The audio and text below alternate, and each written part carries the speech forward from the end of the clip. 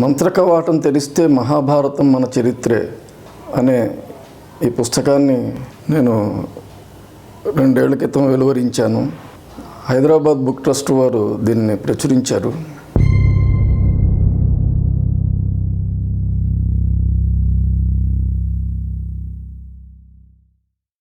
ఈ పుస్తకం రాయడానికి నాకు కలిగినటువంటి ప్రేరణ, నా అధ్యయనం తదితర విశేషాలని మీతో కాసేపు పంచుకుంటాను. సాధారణంగా మనం మహాభారతాన్ని ఒక కథగా చదువుతాం లేదా పురాణంగా వింటాం. సినిమాల రూపంలో కూడా మహాభారత ఇతివృత్తం చాలా ప్రచారంలోకి వచ్చింది. అయితే మనకి సినిమాల్లో కానీ కథగా చెప్పేటప్పుడు కానీ పండితులు పౌరాణికులు పురాణ శ్రవణం చేసేటప్పుడు కానీ అన్ని విశేషాలు వెలుగులోకి రావు. కొన్ని విశేషాలు మాత్రమే ప్రచారంలోకి వస్తాయి. అందులో రకరకాల కారణాలు ఉంటాయి. సినిమాలు తీసేవారు లేదా పౌరాణికులు వారు చెప్పదలుచుకున్నటువంటి విశేషాలని మాత్రమే చెప్తారు. అందువల్ల మహాభారతంలో వాస్తవంగా ఏముంది, మహాభారతాన్ని మనం ఎన్ని కోణాల నుంచి చూడవచ్చు, దానికి ఎన్ని పార్శ్వాలు ఉన్నాయి అనేటటువంటి విషయం మన దృష్టికి రాదు. నా పుస్తకంలో నేను చేసిన ప్రయత్నం ఆ కోణాలను, వివిధ కోణాలను, వివిధ పార్శ్వాలను స్పృశించడం. అసలు ఈ మహాభారతాన్ని ఇలా చూడాలనే సంకల్పం కానీ ప్రేరణ కానీ నాకు ఎలా కలిగిందో నేను క్లుప్తంగా చెప్తాను. మహాభారతం ఆది పర్వంలో గరుత్మంతుడి కథ ఉంది. గరుత్మంతుడు వినతకి కుమారుడు. కశ్యప ప్రజాపతి వినత సంతానం. ఆయన తల్లి దాస్యాన్ని పోగొట్టడం కోసం అమృతాన్ని తీసుకురావడానికి బయలుదేరుతాడు. ఆ అమృతాపహరణ కార్యక్రమంలో ఆయన స్వర్గానికి వెళుతూ తల్లిని అడుగుతాడు, అమ్మా, నేను చాలా దూరం, చాలా ముఖ్యమైన పని మీద వెళుతున్నాను కదా, నేను ఆహారంగా ఏం తీసుకోవాలి, నాకు సరైన ఆహారాన్ని నువ్వు నిర్దేశించమని చెప్పి అంటాడు. అప్పుడు తల్లి ఏమంటుందంటే, నువ్వు దేన్నైనా భక్షించు, నీకు కనిపించినటువంటి దేనినైనా సరే భక్షించు. అదీ కాకుండా ఈ అడవిలో నిషాదులు ఉన్నారు. ఆ నిషాదుల వల్ల మనకి చాలా ఇబ్బందులు వస్తున్నాయి, సమస్యలు వస్తున్నాయి. ఆ నిషాదుల్ని భక్షించు. నిషాదులు అంటే బోయేవారు, ఆదివాసులు. అయితే ఒక జాగ్రత్త మటుకు తీసుకోవాలి, నువ్వు బ్రాహ్మణుని మటుకు నువ్వు ఎట్టి పరిస్థితుల్లోనూ భక్షించొద్దు అని చెప్పి తల్లి చెబుతుంది. అప్పుడు గరుత్మంతుడే అడుగుతాడు, సరే బాగానే ఉంది, మీరు బ్రాహ్మణుడని చెప్పి ఎలా గుర్తించాలి అని చెప్పి అంటాడు. అప్పుడు తల్లి చెబుతుంది, నువ్వు మింగేటప్పుడు గొంతులో నీకు ఎవరు అడ్డుపడతారో వాడు బ్రాహ్మణుని సంగతి తెలుసుకోమని. అలాగే అతను కనిపించిన జీవజాలాన్ని అంతటినీ భక్షిస్తూ ఉంటాడు. ఒకసారి గొంతులో అడ్డం పడుతుంది ఒక ప్రాణి. అప్పుడు అతనికి అర్థమవుతుంది, పొరపాటు నేను బ్రాహ్మణుని మింగాను. అప్పుడు బయటికి ఊస్తాడు అన్నమాట. క్షమించమని అడుగుతాడు. నీ బ్రాహ్మణం తెలియక మింగాను, పొరపాటు జరిగింది, క్షమించమని. సరే నాయన, నన్ను బయటికి పంపించావు, లోపల నా భార్యని కూడా మింగావు నువ్వు. నా భార్య నిషాది, ఆదివాసి అంటున్నాడు, ఇందాక చెప్పాను. ఆమెను కూడా కక్కేసేయి అని చెప్పి అంటాడు. అప్పుడు గరుత్మంతుడు ఆమెను కూడా కక్కివేస్తాడు. ఇది చాలా ముఖ్యమైనటువంటి సమాచారం ఇది. ఇందులో బ్రాహ్మణుడు నిషాది అంటే బ్రాహ్మణుడు ఒక ఆదివాసి, వాళ్ళ వివాహ సంబంధాన్ని చెబుతోంది ఈ కథ. అంటే ఏమిటన్నమాట, మహాభారతము మన భారతీయులకు సంబంధించినటువంటి వివిధ వర్గాలకు సంబంధించినటువంటి వివాహ సంబంధాలని కూడా పరోక్షంగా సూచిస్తోంది ఈ కథ ద్వారా. ఇది నన్ను మొట్టమొదట ఆకర్షించినటువంటి విశేషం. సాధారణంగా పండితులు కానీ పౌరాణికులు కానీ చెప్పేటప్పుడు ఈ బ్రాహ్మణ నిషాది సంబంధాన్ని స్పృశించరు. ఎందుకు స్పృశించరంటే అది వాడికి అనవసరమైన వివరం అని అనుకోవచ్చు వాడు, లేదా కథకి ఇది చాలా ముఖ్యమైనది అని చెప్పి వాళ్ళకి ఆ ఉద్దేశం లేకపోవచ్చు, అందుకని దాన్ని చెప్పరు. ఇక్కడ నేను ఇందాక అన్నట్టుగా మహాభారతాన్ని విభిన్న కోణాల నుంచి ఎలా చూడొచ్చో దీని ఒక దృష్టాంతం అన్నమాట. అంటే మహాభారతాన్ని మన సామాజిక చరిత్రగా, అంటే మన వివాహ సంబంధాల చరిత్రగా ఒక ఆంథ్రోపాలజికల్ యాంగిల్లో కూడా చూడొచ్చు అనేటటువంటి ఎరుక నాకు మొదటిసారి ఈ ఉదంతం చూసినప్పుడు అనిపించింది. ఇక రెండోది శర్మిష్ఠ ఉదంతం. శర్మిష్ఠ, యయాతి, దేవయాని ఈ ముగ్గురిది ఒక త్రికోణ సంబంధం మహాభారతంలో. యయాతి అనే రాజు దేవయాని అనే ఒక శుక్రాచార్యుని యొక్క కుమార్తెని వివాహం ఆడతాడు.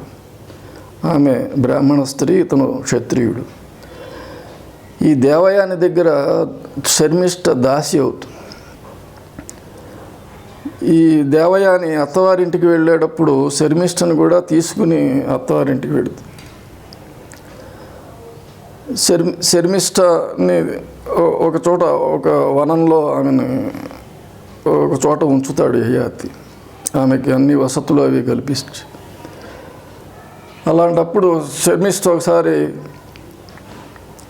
ఇతను ఉద్యానవనానికి విహారానికి వచ్చినప్పుడు యయాతిని చూసి ఆయనకి నమస్కరించి ఒక కోరిక కోరుతుంది. ఏమిటంటే, నువ్వు నా యజమానురాలి భర్తవు కనుక నువ్వు నాకు కూడా భర్తవే, అందుచేత నేను ఋతుకాలంలో ఉన్నాను, నాకు ఋతుకాలోచితాన్ని ప్రసాదించమని అడుగుతాను. ఋతుకాలోచితాన్ని ప్రసాదించడం అంటే ఆమె సంతానాన్ని ప్రసాదించమని అడగడం. ఇది నన్ను బాగా ఆలోచింపజేసినటువంటి ఘట్టాల్లో ఇదొకటి. అక్కడ ఏమిటి, శర్మిష్ఠ ఏమంటుంది, నా యజమానురాలికి భర్తవి కనుక నువ్వు నాకు కూడా భర్తవి, ఈమె దాసి అనేది ఒకటి, ఋతుకాలోచితాన్ని ప్రసాదించమని అడగడం. ఈ రెండు స్త్రీ పురుష సంబంధాల చరిత్రను చెబుతున్నాయి. అలాగే యజమాని దాసదాసి సంబంధాన్ని చెబుతున్నాయి. ఆ రకంగా మన సామాజిక చరిత్రని ఆవిష్కరిస్తుంది మహాభారతం. యజమాని దాసదాసి వ్యవస్థ అనేది చాలా ముఖ్యమైనటువంటి ఆ రోజుల్లో ఒకానొక సామాజిక రూపం. ఇది మన దగ్గరే కాకుండా చాలా సమాజాల్లో, ఉదాహరణకి ఇక్కడ మెసొపొటేమియా సమాజంలోనూ, ఇంకా ఒకనాటి గ్రీకు సమాజంలో కూడా ఈ యజమాని దాసి లేదా యజమాని బానిస సంబంధం అనేది చాలా ప్రబలంగా ఉన్నటువంటి వ్యవస్థ. ఉదాహరణకి రూట్స్ నవల ఉంది, ఎలెక్స్ హేలీ రాసిన రూట్స్ నవల. ఆ రూట్స్ నవల్ని కూడా నేను చాలా నా పుస్తకంలో డిస్కస్ చేశాను, చాలా విశేషంగా విపులంగా డిస్కస్ చేశాను. ఎందుకు డిస్కస్ చేయాల్సి వచ్చిందంటే, రూట్స్ నవల ఆఫ్రికా నేపథ్యం నుంచి రచించినటువంటి నవల. దానికిను మన సమాజానికి ఎన్నో సాదృశ్యాలు ఉన్నాయి. ఇందాక చెప్పినట్టుగా యజమాని బానిస సంబంధం ఒక సాదృశ్యం. అందులో కూడా యజమాని బానిస సంబంధం కింటా కుంటే ద్వారా దాని గురించినటువంటి ఆవిష్కరణ జరుగుతుంది. అంటే యజమానికి బానిస మీద లేదా యజమానికి దాసి మీద హక్కు ఎలాంటిదంటే లైంగిక హక్కు కూడా ఉంటుంది, పూర్తి స్వాతంత్ర్యం ఉంటుందన్నమాట. అది యూనివర్సల్ వాస్తవం, ఒకనాటి యూనివర్సల్ రియాలిటీ అది మహాభారతంలో ఎలా ప్రతిఫలించిందో నా పుస్తకంలో ఈ యయాతి, శర్మిష్ఠ, దేవయ్య అని ఈ ముగ్గురి త్రికోణ సంబంధం కథ ద్వారా నేను చాలా విస్తృతంగా నా పుస్తకంలో చర్చించాను. ఇది ఈ 800 పేజీల పుస్తకంలో ఇదొక ముఖ్యమైనటువంటి ఘట్టం. అలాగే ఇంకొక కోణం ఏమిటంటే, మహాభారతము మనం పురాచరిత్రగాను ఒక పురాణ కథగాను చదువుకుంటామని చెప్పాను ఇందాక. అంటే చరిత్రకి పురాణానికి మనం ఒక తేడా చూస్తాం. ఉదాహరణకి ఇప్పుడు పాండవులు ఉన్నారు మహాభారతంలో, కౌరవులు ఉన్నారు. వారి చుట్టూ ఒక పౌరాణికమైన ఒక భావన ఒకటి ఏర్పడుతుంది. అంటే వాళ్ళు మనుషులు కారు, మనుషుల కన్నా ఒక మెట్టు పైన ఉంటారు, వాళ్ళకి ఏదో దైవ సంబంధమైనది ఉంటుంది, అతిమానుష స్వభావం కలిగినటువంటి వాళ్ళు అయి ఉంటారు అనేటటువంటి ఒక భావన మనకి కలుగుతుంది. నేను నా పుస్తకంలో నేను చేసింది ఏమిటంటే, వాళ్ళని మనలాగా రక్తమాంసాలు ఉన్నటువంటి మనుషుల కింద చూపించడం పుస్తకంలో నేను చేసిన ఒక ముఖ్యమైనటువంటి పనుల్లో ఒకటి. తద్వారా ఏం జరిగిందంటే, మామూలుగా పురాణంగాను ఒక ఇతిహాసంగా ఒక దైవీ సంబంధమైనదిగా లేదా ఒక మత సంబంధమైన కథగా చదువుకునేటటువంటి మహాభారతాన్ని నేను చరిత్ర స్థాయికి తీసుకురావడానికి నా పుస్తకంలో ప్రయత్నించాను. అంటే మహాభారత విశేషాలు చరిత్రగా చూపించినప్పుడు ఆ చరిత్ర కాలంలోకి అది ఎలా ప్రవహిస్తుందో చూపించడానికి నేను ప్రయత్నం చేశాను. చరిత్ర కాలానికి పురాచరిత్ర కాలానికి మధ్య ఉండేటటువంటి హద్దుల్ని చెరపడానికి ప్రయత్నం చేశాను. ఇది నా పుస్తకంలో ఒక ముఖ్యమైనటువంటి భాగం. అందుకని దీనికి పూర్వరంగంగా నేను చాలా విషయాలు రాసుకుంటూ వచ్చాను. అంటే అల్టిమేట్గా నేను అన్నది ఏంటంటే, మనం ఇప్పటికీ చారిత్రకంగా చూస్తే మహాభారత సమాజంలోనే ఉన్నామనేది. అన్ని రకాలుగా మన సంబంధాలు కానీ, మన ఆలోచన సరళి కానీ, మన సాంస్కృతిక తీరుతెన్నులు కానీ ఇంకా పూర్తిగా మహాభారత సమాజానికి ఏమంత భిన్నంగా లేవు. అంటే మధ్యలో ఆధునికత వచ్చింది, టెక్నాలజీ వచ్చింది, ఇవన్నీ కూడా ఉన్నప్పటికీ కూడా మన ఆలోచన సరళి అంటే మన మైండ్ సెట్ మటుకు ఇంకా మహాభారత కాలంలోనే ఉందని చెప్పడానికి నేను ఇందులో ప్రయత్నం చేశాను. తర్వాత ఇంకొక కోణం ఏమిటంటే, గణ సమాజం. మొత్తం మన దగ్గరే కాకుండా ప్రపంచం అంతా ఒకనాడు గణ సమాజం ఉండేది, ట్రైబల్ సొసైటీ అంటున్నాం మనం. ఈ గణ సమాజంలో ఆశ్చర్యకరమైన విషయం ఏమిటంటే, భారతీయ గణ సమాజం కానీ లేదా ఇంకా యూరప్ గణ సమాజం లేదా ఇంకా ఆఫ్రికన్ గణ సమాజాలు, అమెరికన్ సమాజాలు, వీటన్నిటిని కనుక చూసినట్టయితే వీటి మధ్య ఆశ్చర్యకరమైన పోలికలు ఉంటాయి. ఒకదానికొకటి కాపీ కింద కనిపిస్తాయి. ఈ ఆశ్చర్యకరమైన ఈ సాదృశ్యాలని నా పుస్తకంలో చాలా చోట్ల ప్రస్తావించాను. అంటే ప్రపంచము ఒకనాడు ఒకే రకమైనటువంటి గణ సమాజ లక్షణాలని పంచుకుంది. అది మహాభారత ద్వారా గణ సమాజ లక్షణాలు ఎలా కొనసాగాయో చూపించడానికి నేను ప్రయత్నం చేశాను. అది ఒక భాగం. ఇంకొకటి, స్త్రీ పురుష సంబంధాలు, ఇందాక చెప్పినట్టు వైవాహిక సంబంధాలు, స్త్రీ పురుష సంబంధాలు, వీటన్నిటినీ కూడా గణ సమాజ ఛాయలు చాలా ప్రస్ఫుటంగా కనిపిస్తాయి వీటన్నిటిలో. అలాగే స్త్రీ పురుష సంబంధాల్లో కానీ, వివాహ సంబంధాల్లో కానీ, ఇంకా ఇతరత్ర అనేక ఆచారాలు, ఆనవాయితీలు, వీటన్నిటిలో కానీ ఈ సమాజ లక్షణాలు చాలా ప్రబలంగా కనిపిస్తాయి. ఇది మహాభారతాన్ని సాంప్రదాయిక మార్గంలో, సాంప్రదాయిక పద్ధతుల్లో పరిశీలించేటటువంటి వారికి సాధారణంగా స్ఫురణకు రానటువంటి విషయాలు. ఎందుకంటే ఈ ట్రైబల్ సొసైటీస్ని పరిశీలించడము, లేదా ఈ చారిత్రక కోణాలను స్పృశించడము, ఈ ఆంథ్రోపాలజికల్ విషయాలని చర్చించడము అనేది మనకి ఇటీవలి కాలంలో అభివృద్ధి చెందినటువంటి అధ్యయనాలు. ఉదాహరణకి గణ వ్యవస్థ గురించి లూయి హెన్రీ మోర్గాన్ చాలా ఒక ప్రామాణికమైన పరిశోధన చేశాడు. ఆయన రచించినటువంటి ప్రాచీన సమాజం ఈ గణ సమాజ లక్షణాలు తెలుసుకోవడానికి చాలా ప్రామాణికమైన, ఒక రకంగా చెప్పాలంటే మన ఆధ్యాత్మికంగా భగవద్గీత ఎలాంటిదో లేదా బైబిల్ ఎలాంటిదో వాళ్ళు క్రైస్తవులకి ఈ గణ సమాజ విశేషాలు తెలుసుకోవడానికి అటువంటి పుస్తకంగా మోర్గాన్ రచనని చెప్పుకోవచ్చు. ఈ మోర్గాన్ ఈ పుస్తకం రాయడంలో నాకు చాలా సహకరించారు ఆయన. అంటే ఆయన నిర్ధారణలు, వాటిని నా పుస్తకంలో స్పృశించాను. ఇది అలాగే మన దగ్గర రాంభట్ల కృష్ణమూర్తి గారు, కొంతవరకు తిరుమల రామచంద్ర గారు, వీరు కూడా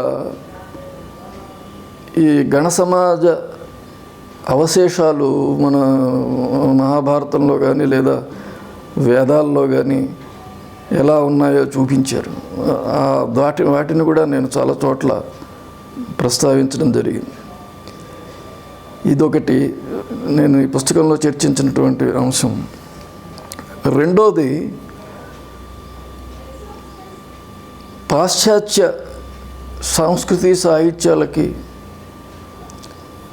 ఆ మాటకు వస్తే పాశ్చాత్యనే కాదు, ఇంకా చాలా ప్రపంచంలోని అనేక ప్రాంతాలలో ఉన్నటువంటి పురాణ కథలకి, మన పురాణ కథలకి, మన మత విశ్వాసాలకి, వాళ్ళ మత విశ్వాసాలకి, సాంస్కృతిక అంశాలకి మధ్య ఉన్నటువంటి పోలికలను చర్చించడం నా పుస్తకంలో నేను తీసుకున్నటువంటి ఇంకొక కోణం.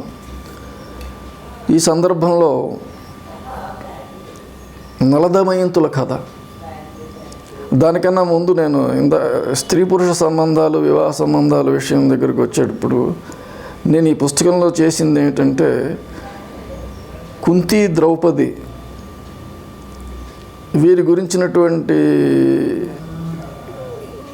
బహుభర్తృత్వ లేదా ఎక్కువ మంది పురుషులతో సంబంధం ఉండడం గురించినటువంటి మహాభారతలోని అంశాలను చాలా విస్తృతంగా ఈ పుస్తకంలో చర్చించాను. అదొకటి.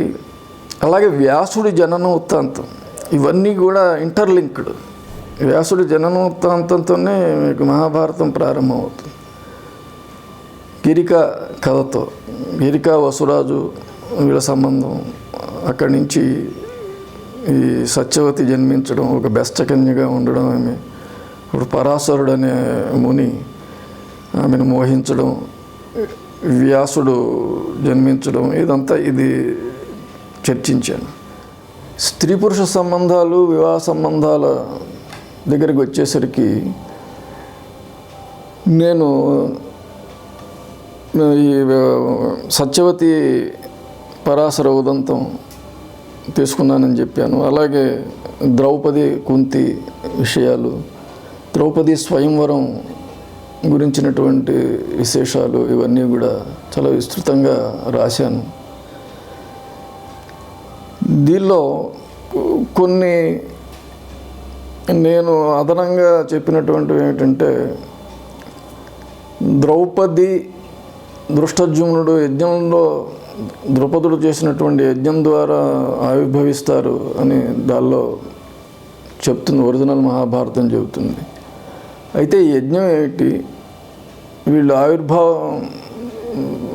నేపథ్యం ఏమిటి, ఈ యజ్ఞము దీని వెనకాల ఉన్నటువంటి మాంత్రికత ఏమిటి అనేది నా పుస్తకంలో విశేషంగా చర్చించాను.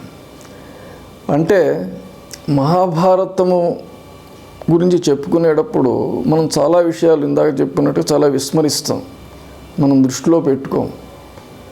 అదేదో కథగా చదువుతాం, మనకు అలవాటు పడిపోతాం కదా, ఒక పద్ధతిలో దాన్ని చదవడానికి కానీ లేదా వినడానికి అలవాటు పడిపోతాం. కానీ దానికి ఒక ఫార్మ్ ఉంది, ఒక రూపం ఉంది. అది ఓరల్ ట్రెడిషన్కి చెందింది. అంటే మౌఖిక సంప్రదాయం అంటారు. లిఖిత సంప్రదాయము వేరు, రిటర్న్ ట్రెడిషన్ అది వేరు. ఓరల్ ట్రెడిషన్కి చెందింది. ఓరల్ ట్రెడిషన్కి చెందినటువంటి కథలు ఎలా ఎవాల్వ్ అవుతాయి, ఎలా అభివృద్ధి చెందుతాయి, ఓరల్ ట్రెడిషన్లో కథలు ఎలాంటి మార్పులకు లోనవుతాయి, ఇవన్నీ కూడా ఒక ప్రత్యేకమైనటువంటి అధ్యయన విషయాలు. నా పుస్తకంలో వీటిని స్పృశించాను. అలాగే ఒక మాంత్రిక శైలి ఉంటుంది మన ఓరల్ ట్రెడిషన్లో. ఎలాగంటే ఇప్పుడు పురాణం చెబుతూ ఉంటాడు, ఎదురుగుండా శ్రోతలు ఉంటారు. ఆ పౌరాణికుడు ఆ కథ చెబుతున్నప్పుడు ఎదురుగుండా శ్రోతలు ఉన్నప్పుడు అది మ్యూచువల్ ఇంటరాక్షన్ అన్నమాట. అంటే ఆ శ్రోతల్ని బట్టి పౌరాణికుడు కథను ఇంప్రవైజ్ చేస్తాడు. అంటే శ్రోతలు కూడా కథలో భాగం అవుతారు. భాగం అయినప్పుడు ఆ కథ భిన్నమైన మలుపులు తీసుకుంటుంది. ఇది మన దగ్గరే కాదు, ఈ ఓరల్ ట్రెడిషన్ ఉన్నటువంటి ప్రతి చోట కూడా ఈ రూపం ఒకే రకంగా రూపొందుతుంది. దీని గురించి చాలా విస్తారమైన అధ్యయనాలు ఉన్నాయి. ఆ శైలి, ఆ రూపము, దానికి ఆ కథలో దానివల్ల వచ్చేటటువంటి మార్పులు, ప్రవేశపెట్టేటటువంటి మార్పులు, ఇవన్నీ కూడా ఒరిజినల్ టెస్ట్ని ఎలా మార్చాయి, ఎలా ఇన్ఫ్లుయెన్స్ చేశాయి ఎలా అనేది కూడా నేను దీనిలో చర్చించాను. ఇది ఒక యాంగిల్. రెండోది, మీకు మన సాహిత్యం అనేసరికి మనం భారతీయ సాహిత్యము లేదా భారతీయ సంస్కృతి అనే ఒక ప్రత్యేకంగా ఒక నిర్దిష్టంగా ఒక ఉంటాయి అనే ఒక భావన మనకి ఉంటుంది. అంటే మనం మాట్లాడితే మనది భారతీయ సంస్కృతి అంటే ఏదో మిగతా సంస్కృతికి చాలా భిన్నమైంది అయినట్టుగా, అలాగే మన భారతీయ సాహిత్యము ఇతర సాహిత్యాలకు భిన్నమైంది అయినట్టుగా మనకు ఒక అభిప్రాయం ఉంటుంది. అది ఉపరితల భావనే, అది అంటే పైపైనగా అనిపించేటటువంటి భావన. కానీ ఇది పొరపాటు భావన అనే సంగతిని చెప్పడానికి నా పుస్తకంలో చాలా విశేషంగా చర్చ చేశాను. ఈ సందర్భంలో నేను 2 కథలని తీసుకుని వాటి మధ్యన పోలికల్ని చర్చించాను. ఒకటి ఏంటంటే నలదమయంతుల కథ మహాభారతంలో.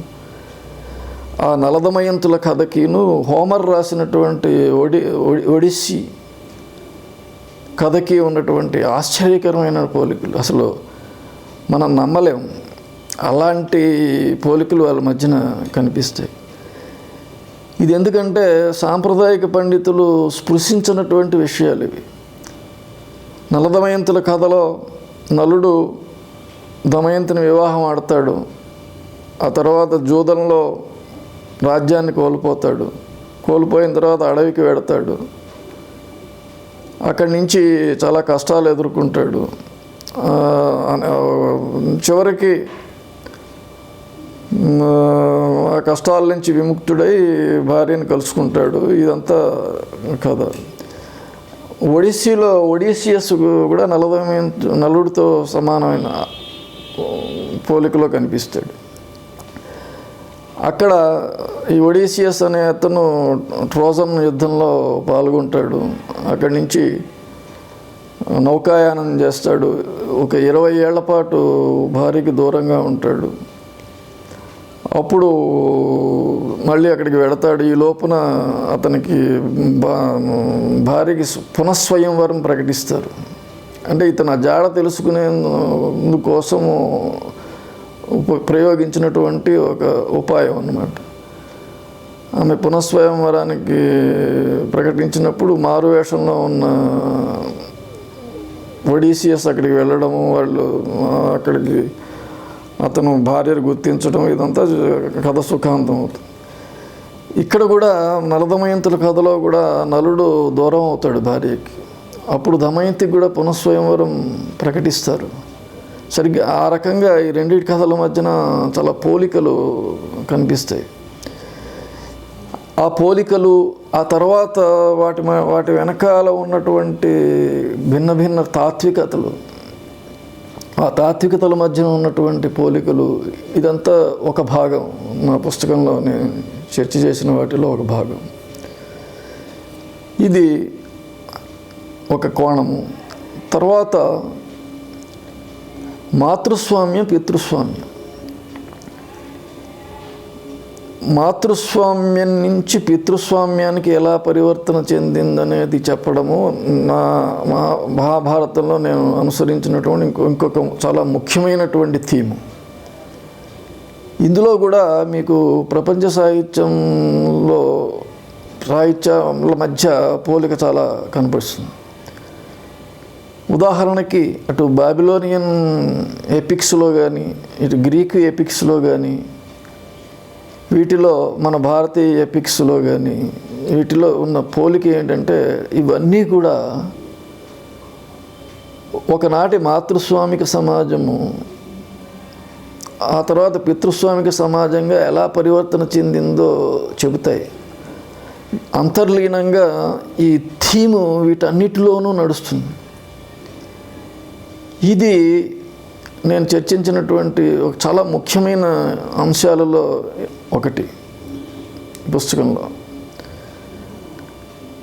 ఉదాహరణకి చెప్పాలంటే, యెహోవా యెహోవా చేసింది కూడా కాళీమర్దనమే అన్నాను నేను. అక్కడ సర్పానికి గలటువంటి విశేషం అంటే బైబిల్కి సంబంధించిన కథల్లో కూడా సర్పానికి ఒక పాత్ర ఉంటుంది. ఆ సర్పము ఇటువంటివి మాతృస్వామ్య వ్యవస్థలో చాలా ముఖ్యమైనటువంటి చిహ్నాలు. అవి ఎలాగనేది దానిలో విపులంగా రాశాను. ఇక్కడ మాతృస్వామ్య పితృస్వామ్యాల్లో భాగంగానే ఇప్పుడు బాబిలోనియన్ పురాణాల్లో తియామత్ అనే ఒక రాక్షసిని ఒక పురుష వీరుడు హతమారుస్తాడు. అంటే మాతృస్వామ్యం మీద పురుషస్వామ్య విజయాన్ని సంకేతించేటటువంటి కథ. అలాగే మన దగ్గర రాముడు తాటకిని సంహరిస్తాడు.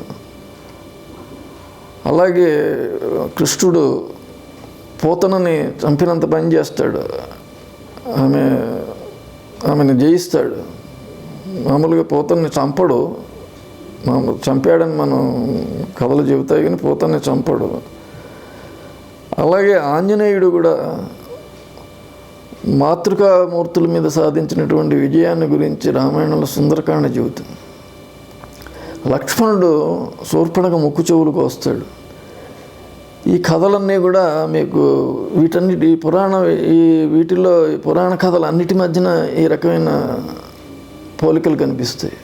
ఇందాక చెప్పినట్టుగా అంటే మాతృస్వామ్యం మీద పురుషస్వామ్యం విజయం సాధించేటటువంటి క్రమంలో పుట్టినటువంటి పురాణ కథలు ఇవన్నీ. బాబిలోనియన్ పురాణాల్లో కనిపిస్తుంది, గ్రీకు పురాణాల్లో ఇది కనిపిస్తుంది, మన భారతీయ పురాణాల్లో కనిపిస్తుంది, మహాభారతంలో, రామాయణంలో ఇవన్నీ కూడా ఈ పౌరాణిక కథల మధ్యన ఈ సాదృశ్యాలు చాలా స్పష్టంగా కనిపిస్తాయి. ఇది నేను స్పృశించినటువంటి ఇంకొక ప్రధానమైనటువంటి కోణం. 800 పేజీల పుస్తకంలో అన్ని విషయాలు నేను సమగ్రంగా చెప్పే అవకాశం లేదు, చెప్పడము భావ్యం కాదు. ఆ తర్వాత దీనికి 2వ సంపుటం కూడా వస్తుంది. ఆ 2వ సంపుటంలో ఇంకా మరికొన్నిటువంటి విశేషాలని నేను స్పృశించబోతున్నాను. మొత్తం మీద చెప్పాలంటే మహాభారతాన్ని నన్నయ్య చెప్పినటువంటి కోణాలు కాకుండా ఇంకా 5-6 కోణాల నుంచి చూడడానికి అవకాశం ఉంది. చూడడం అనేది నా ద్వితీయ సంపుటంలో ఇంకా సమగ్రంగా ఒక రూపం తీసుకునేటటువంటి అవకాశం ఉంది. సెలవు.